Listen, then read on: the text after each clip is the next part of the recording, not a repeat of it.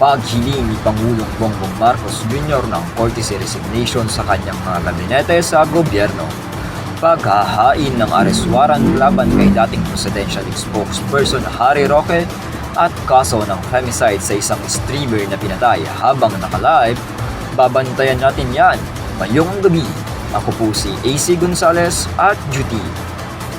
The Marcos administration signals a new phase, sharper, faster, and fully focused on the people's most. This is not about personalities, it's about performance, alignment, and urgency. At the President's pleasure, we have to humanize. So, demanding an courtesy resignation is the best way of doing it. Disappointed ang tao sa serbisyo ng gobyerno. Hindi nila nararamdaman at masyadong mabagal ang galaw.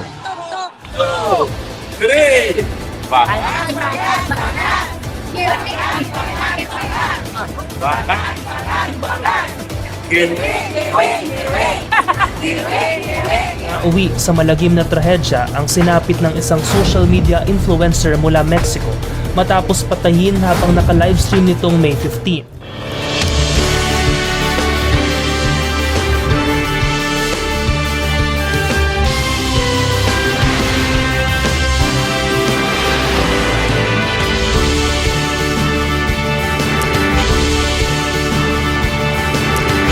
Mag-resign. Ayan ang hiling ngayon ni Pangulong Bongbong Marcos Jr. sa lahat ng kanyang mga cabinet secretaries at mga may cabinet rank sa gobyerno. Ilang linggo yan matapos ang eleksyon. It's time to realign government with the people's expectations. President Ferdinand R. Marcos Jr. has called for the courtesy resignation of all cabinet secretaries in a decisive move to recalibrate his administration following the results of the recent elections. Matapos ang panawagan ng Pangulo, ilang mga gabinete na ang nagsumiti ng kani-kanilang mga resignation letter. Siyempre, willing naman tayo eh. We'll comply. Comply tayo. No, and I will submit my courtesy resignation. In fact, I will sign it right after this and I will send it right up. Kamakailan lang sa kanyang vlog, sinabi ng Pangulo na disappointed daw ang tao sa naging serbisyo ng gobyerno. Disappointed ang tao sa serbisyo ng gobyerno. Hindi nila nararamdaman at masyadong mabagal ang galaw. Hati naman ang naging opinyon dito ng ilan sa malawakang courtesy resignation na ito. It's best that we did it this way. Bigla tayong Meron yan kasi halfway na eh. We're halfway, there's always a review. That's normal. Normal yan eh. Para may free hand lang.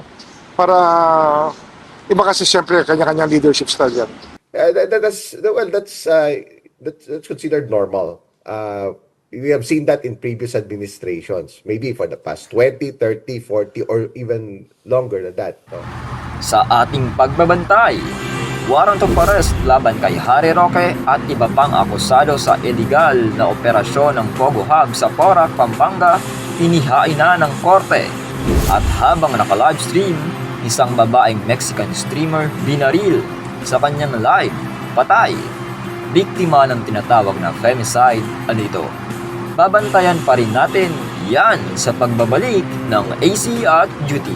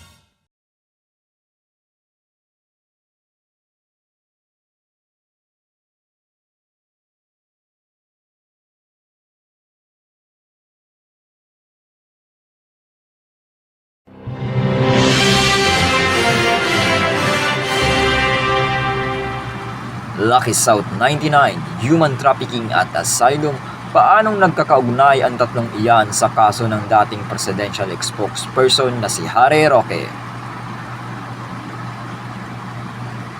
Unahin na muna natin ang Lucky South 99. Ano ito? 2024 nang ma-raid ng mga autoridad ang naturang Pogo Hub sa Pampanga matapos masangkot sa human trafficking gaya ng torture, kidnapping at sex trafficking. At isa sa mga naiuugnay na pangalan dito ay ang abogado at dating tagapagsalita ng Malacanang na si Harry Roque, kasama si Cassandra Ong at 48 na iba pa sa kaso ng human trafficking. Akusado si Roque sa pagpapatakbo ng naturang Pogo Hub sa pamamagitan ng pag-secure sa lisensya nito. Siya rin umano ang legal head o abogado ng Lucky South 99 batay sa lisensya nito. Sa pag-ugong ng kaso, ang siyang pag-aresto kay Roque. Naglabas ang Angeles Pampanga Regional Trial Court Branch 118 ng warrant of arrest nitong Mayo 15. Paglabag sa Republic Act 9208 o Anti-Trafficking in Persons Act ang kakaharaping kaso ni Roque. Kasalukuyan ngayong nasa The Hague, the Netherlands si Roque, kung saan nakapiit ang dating Pangulong Duterte sa ICC. Humihiling si Roque ng asylum doon. Ano nga ba ito?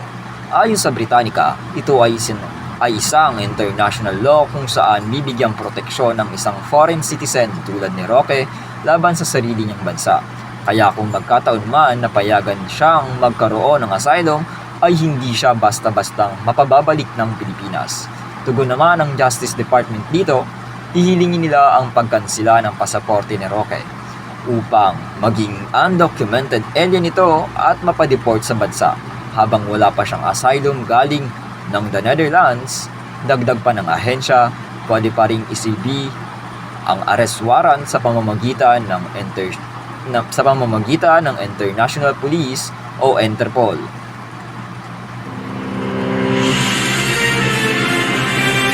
Susunod nating babantayan, paano ang isang Mexican influencer na pinatay habang naka-livestream ay isang kaso na tinatawag na femicide.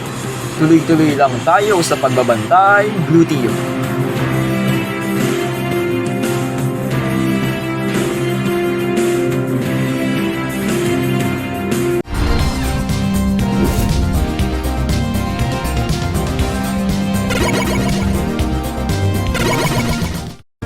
Give that head to Sigma, hair for Sigma. Give that head for Sigma for his shining bulb. Give that head to Sigma, hair for Sigma, long hair for his shining bulb.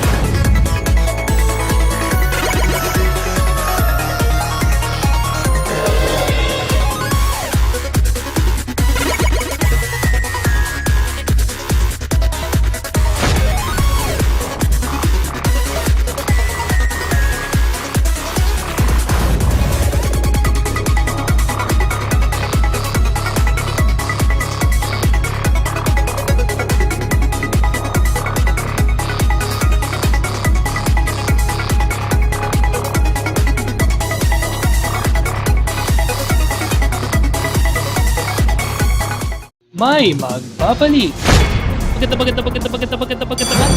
Tara, sabi ni Machu. Dahil ang inyong weekend radio sa gabi, May nagtatampo agad sa akin sa comment section. Mamasakay namin buong buhay mo. muli ninyong mapapakinggan. Shoutout daw kay AC Gonzalez. Bakit nakaganyan kasi? Mula on air hanggang online. Umakyat po sa 6.4% ang inflation. Ang hirap no, pag ikaw lang mag-isa na wala kang kausap.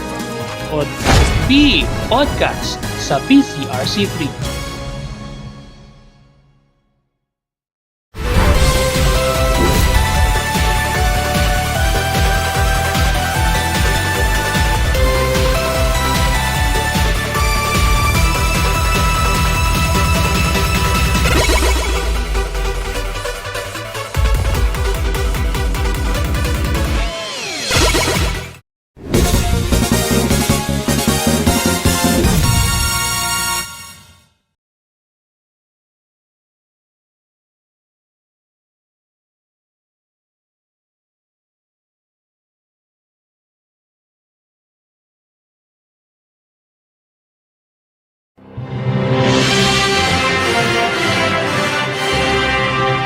Pamilyar ba kayo sa tinatawag na femicide? At ano ang kaugnayan nito sa isang babaeng Mexican influencer na binaril habang naka-livestream? Narito ang report.